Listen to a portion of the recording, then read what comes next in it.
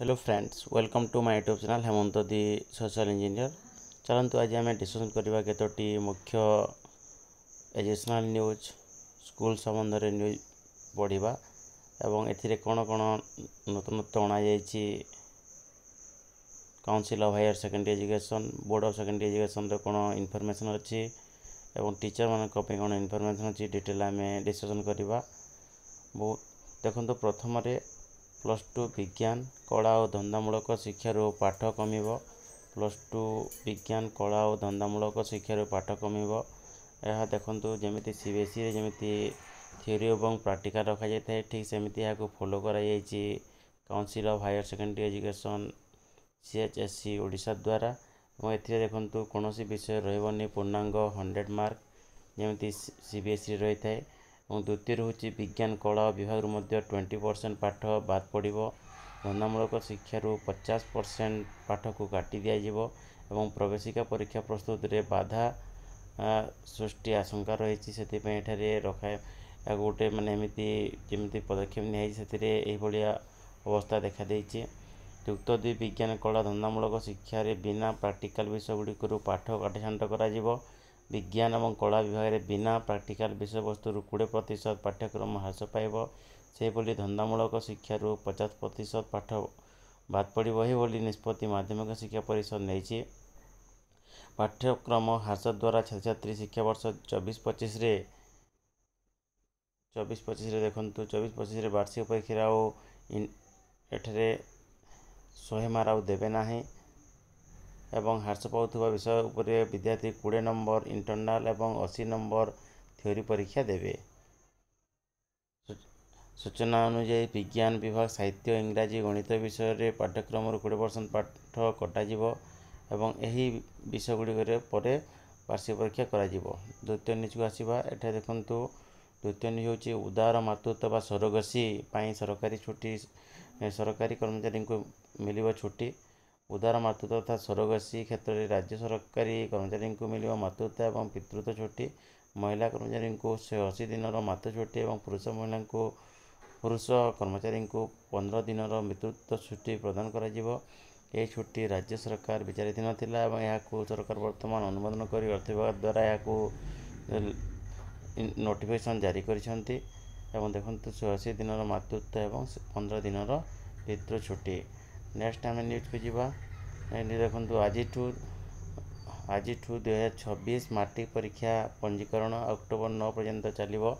तो देखो अक्टोबर 9 पर्यंत जो 2026 25 और 26 जो मैंने परीक्षा देवे 10 क्लास से 9 क्लास रू पंजीकरण कराई तथा रजिस्ट्रेशन कराई से BSE board of secondary education तरफ पदक्षेप नहीं समस्त अध्ययनरत श्रेणी 9म श्रेणी छात्र छात्री मानी हाईस्कूल सर्टिफिकेट परीक्षा एठारे रजिस्ट्रेशन आरंभ कर आसंता काली अर्थात शुक्रवार ठारू पंजीकरण तथा आज ठारू पंजीकरण हेब एवं यह अक्टोबर 9 पर्यंत चलो। छात्र छात्री को 60 टंकार ऑनलाइन जरिया दखल करा पड़ो और ये मोस्ट इम्पोर्टेंट हूँ ST/SC मानी किसी पैसा देवाक पड़ो ना ये निष्पत्ति नहीं। स्वर्गसी संतान करता को मिल छुट्टी। नेक्स्ट देखा ये देखो जो नोटिफिकेशन में कहूली पंजीकरण ऑनलाइन एनरोलमेंट कार्यसूची दिखाई जहाँकि देखो आरंभ हो डिपोजिट करने 27 रु देखो 9 तारीख पर्यंत हेब एवं 24/7 यह कर।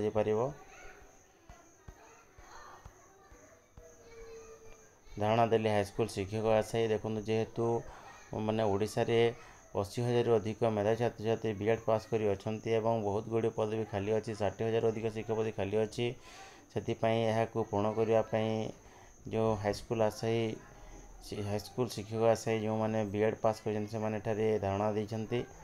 नेक्स्ट हूँ देखो मोस्ट हूँ स्कूल रे पालन हेब राष्ट्रीय पोषण माह बा जो PM पोषण तथा MDM देखो यह पालन करा जो अच्छी थीम अच्छी देखो चालो रक्तहीनता उपरे कथा हेबा वितर्क प्रबंध लिखन आदि प्रतियोगिता आयोजित हेबा एवं यह पॉपुलराइज करा। एवं देखो स्कूल चारा रोपण कर सेल्फी नेबे और सोशल मीडिया रे शेयर करने निर्देश आसी ସେହିପରି ପୋଷଣ ଶକ୍ତି ଗୃହ ହେଉଛି ସେ ଅନ୍ନ ଉପରେ ପ୍ରବନ୍ଧ ଲେଖନ ପ୍ରତିଯୋଗିତା କରାଯିବ। ଏଥିସହ ସ୍କୁଲର ଏକ ସ୍ୱତନ୍ତ୍ର ସ୍କୁଲ ପରିଚାଳନା କମିଟି ବୈଠକ କରାଯିବ। ସେଥିପାଇଁ ଖାଇବା ପୂର୍ବରୁ ହାତ ସଫା, ସନ୍ତୁଳନ ଖାଦ୍ୟର ବ୍ୟବହାର ନେଇ ଆଲୋଚନା କରାଯିବ। ଏନେଇ ଆଜି ବିଦ୍ୟାଳୟ ଓ ଗଣଶିକ୍ଷା ବିଭାଗ ଅଧୀନରେ ପିଏମ୍ ପୋଷଣ ରାଜ୍ୟ ପ୍ରକଳ୍ପ ମ୍ୟାନେଜମେଣ୍ଟ ପକ୍ଷରୁ ସମସ୍ତ ଜିଲ୍ଲାକୁ ଏଠାରେ ଲେଟର କରାଯାଇଛି ଏବଂ ଏହା ନଭେମ୍ବର 1 ସୁଦ୍ଧା ମଧ୍ୟ ପ୍ରଦାନ କରିବାକୁ କୁହାଯାଇଛି। ମୁଖ୍ୟ ଉଦ୍ଦେଶ୍ୟ ହେଉଛି ପିଏମ୍ ପୋଷଣର ହେଉଛି କ'ଣ ନା ଅପପୁଷ୍ଟି ରୋକିବା ଏବଂ ପୋଷଣ ବୃଦ୍ଧି ନେଇ ଏହି କାର୍ଯ୍ୟକ୍ରମ କରାଯାଇଛି। ସେପ୍ଟେମ୍ବର ମାସକୁ ପୋଷଣ ଅଭିଯାନ ଭାବେ ପାଳନ କରାଯାଉଛି। ତ ନେକ୍ସଟ ହେଉଛି ଦେଖନ୍ତୁ, ସ୍ପଷ୍ଟ କଲା ମାଧ୍ୟମିକ ଶିକ୍ଷା ପରିଷଦ ସ୍କୁଲ କରିବ ଦଶମ ଅର୍ଦ୍ଧବାର୍ଷିକ ପରୀକ୍ଷା। ବିଗତ ବର୍ଷ କ'ଣ ହୋଇଥିଲା ନା direct board of secondary education ଅର୍ଦ୍ଧବାର୍ଷିକ ତଥା ହାଫ୍-ଇୟର୍ଲି ଏକ୍ଜାମ୍ର ସମସ୍ତ ପ୍ରଶ୍ନପତ୍ର ସପ୍ଲାଏ କରିଥିଲା, କିନ୍ତୁ ଏ ବର୍ଷ ନିଷ୍ପତ୍ତି ପରିବର୍ତ୍ତନ କରିଛି ଏବଂ ନିଜେ ସ୍କୁଲ ଏଠାରେ ତିଆରି କରିବ ବୋଲି କହିଛି ନିଜ ଆରେଞ୍ଜମେଣ୍ଟରେ। ନେକ୍ସଟ ହେଉଛି ଦେଖନ୍ତୁ, ପ୍ରାଥମିକ ଶିକ୍ଷାର ବିକଳ ଚିତ୍ର ଖାଲି ପଡ଼ିଛି 350 ଶିକ୍ଷକ ପଦବୀ। ଉପାନ୍ତରେ ସଙ୍ଗୀନ ଚିତ୍ର ପିଲାଙ୍କୁ ଦେଉଛନ୍ତି ଶିକ୍ଷକ। ଜଣେ ଶିକ୍ଷକ ଥିବା ସ୍କୁଲରେ CRCCଙ୍କୁ ଦାୟିତ୍ୱ। ଜିଲ୍ଲାକୁ ଆସିବେ 224 ଶିକ୍ଷକ, ତଥାପି ଅଭାବ। ତ ଯେଉଁ ଚାଲିଛି ଜୁନିୟର ଟିଚର ସ୍କେମାଟିକ୍ର ତାହା ହେଲା ପରେ ମଧ୍ୟ ବହୁତ ପଦବୀ ଖାଲି ରହୁଛି, ପୁଣି ରିକ୍ରୁଟମେଣ୍ଟ ପାଇଁ ଦାବି ହେଉଛି। ତ ନେକ୍ସଟ ହେଉଛି ଦେଖନ୍ତୁ, ଏଠାରେ ବିଦ୍ୟାଳୟ ଓ ଗଣଶିକ୍ଷା ବିଭାଗର ସଂକଳ୍ପ ଉଦ୍ଯାପିତ। ଡ୍ରପ୍ ଆଉଟ୍ ହ୍ରାସ ଲାଗି ପରାମର୍ଶ କରାଯାଇଛି। ତାପରେ ରାଷ୍ଟ୍ରପତି ଦେଖନ୍ତୁ, ପୁରସ୍କାର ପ୍ରାପ୍ତ ଶିକ୍ଷକଙ୍କୁ ମୁଖ୍ୟମନ୍ତ୍ରୀ ଓ ସମ୍ବର୍ଦ୍ଧନା। ପ୍ରାଥମିକ ସ୍ତରରେ ପିଲାଙ୍କ ମୂଳଦୁଆ ମଜବୁତ କରିବା ପାଇଁ ସେ ଆହ୍ୱାନ ଦେଇଛନ୍ତି। ଦେଖନ୍ତୁ ଏଠାରେ ମୋହନ ମାଝୀ ଓଡ଼ିଶାର 2 ଜଣ ରାଷ୍ଟ୍ରପତି ପୁରସ୍କାର ପ୍ରାପ୍ତ ଶିକ୍ଷକ ଡକ୍ଟର ଦ୍ୟୁତି ଚନ୍ଦ୍ର ସାହୁ ଏବଂ ସନ୍ତୋଷ କୁମାର କରଙ୍କୁ ସମ୍ମାନିତ କରିଛନ୍ତି। ମୁଖ୍ୟମନ୍ତ୍ରୀ କହିଲେ 2024 ଜାତୀୟ ଶିକ୍ଷା ପୁରସ୍କାର ପ୍ରଦାନ କାର୍ଯ୍ୟକ୍ରମ ରାଜ୍ୟରେ ଏହି 2 ଜଣ ଶିକ୍ଷକ ସ୍ଥାନ ପାଇବାର ଗର୍ବର ବିଷୟ। କାର୍ଯ୍ୟକ୍ରମରେ ମୁଖ୍ୟ ଶାସନ ସଚିବ ସନ୍ତୋଷ ଆହୁଜା, ଅନୁସୂଚିତ ଜନଜାତି ଓ ଜାତୀୟ ଉନ୍ନୟନ ବିଭାଗର ପ୍ରମୁଖ ଶାସନ ସଚିବ ବିଷ୍ଣୁ ସେଠୀ ଏବଂ ଓସେପାର ପ୍ରକଳ୍ପ ନିର୍ଦ୍ଦେଶକ ଅନନ୍ୟା ଦାସ ପ୍ରମୁଖ ଉପସ୍ଥିତ ଥିଲେ। ଦଶମ ଶ୍ରେଣୀ ଷାଣ୍ମାସିକ ପରୀକ୍ଷା ପ୍ରଶ୍ନପତ୍ର ବ୍ୟବସ୍ଥା କରିବାକୁ ପ୍ରଧାନ ଶିକ୍ଷକଙ୍କୁ ବୋର୍ଡର ନିର୍ଦ୍ଦେଶ। ତ ଏହା ଥିଲା detail information regarding the educational news for